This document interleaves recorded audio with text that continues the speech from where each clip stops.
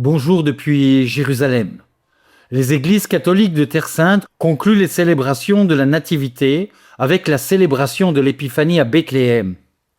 Le mardi 6 janvier, les frères de la custodie de Terre Sainte ont célébré la solennité de l'Épiphanie du Seigneur avec la communauté chrétienne catholique de Bethléem et des pèlerins venus du monde entier.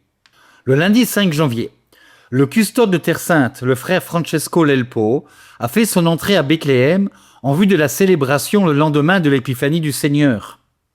Le custode a rencontré une délégation de la paroisse de Saint-Sauveur au couvent même du nom de Jérusalem. Les membres de la communauté locale ont remercié le custode pour le travail accompli et ont prié pour que le Seigneur donne aux frères de la custodie la force de poursuivre la présence chrétienne sur cette terre. Le custode est ensuite parti pour Bethléem. Après l'arrêt habituel au monastère de Mar-Elias, où il a rencontré certains membres de la communauté de Bethléem, il est arrivé au checkpoint près du tombeau de Rachel, où il a été accueilli par les autorités de la ville. Le custode s'est ensuite dirigé le long de la voie de l'Étoile, la route qui, selon la tradition, Marie et Joseph auraient emprunté à leur arrivée à Bethléem. De là partit la procession vers la basilique de la Nativité, accompagnée par le groupe des scouts de Terra Sancta et les fidèles arrivés à Bethléem. Dans l'après-midi, ont eu lieu les vêpres pontificales et l'office des lectures avant l'encensement de la grotte de la Nativité. Le mardi au matin, le frère Francesco Lelpo, custode de Terre Sainte, a célébré la messe de l'Épiphanie dans l'église Sainte-Catherine.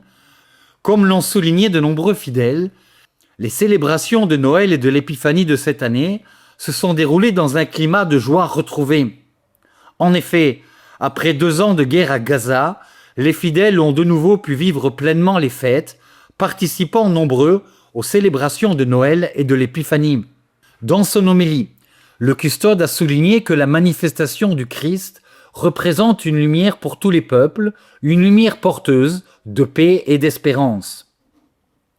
À la suite des vêpres pontificales, célébrées dans l'après-midi, s'est déroulée la traditionnelle procession solennelle vers la grotte de la Nativité.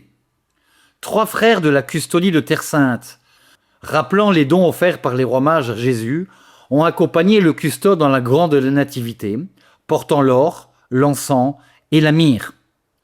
Après l'adoration de l'enfant Jésus et de l'encensement de la grotte, les frères, guidés par le custode, ont porté en procession la statue de l'enfant Jésus en trône dans le cloître de Sainte-Catherine, offrant de l'encens et de la myrrhe aux fidèles, comme le veut la tradition.